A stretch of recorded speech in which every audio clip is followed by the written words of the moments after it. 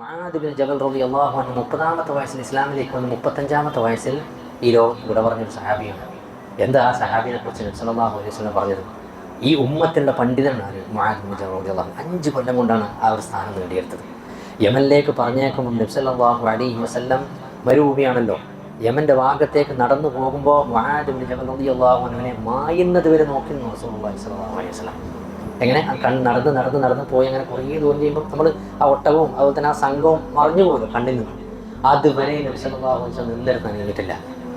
എന്നിട്ട് പറഞ്ഞു, ആ പോകുന്ന മുആദ് ബിൻ ജബൽ റളിയല്ലാഹു അൻഹു നാളെ മഹ്ശറിൽ പണ്ഡിതന്മാരുടെ കൂട്ടത്തിലാണ് ആ മുആദ് ബിൻ ജബലിനെ അല്ലാഹു സുബ്ഹാനഹു വ തആല ഒരുമിച്ച് കൂട്ടുക എന്നുള്ളതാണ്.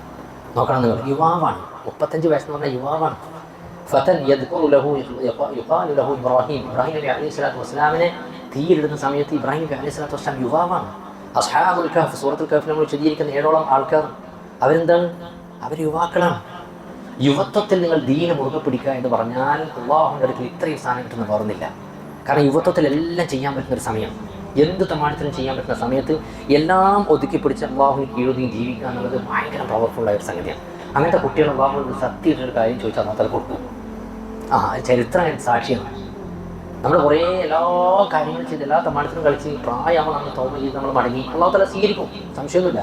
പക്ഷേ അതിൻ്റെ ടെൻഷൻ വേറെ തന്നെ. പ്രായമാകുന്ന സമയത്ത് യുവത്വം കളഞ്ഞു കുളിച്ചതിൻ്റെ ടെൻഷൻ അവരെ എന്നും പിടികൂടും.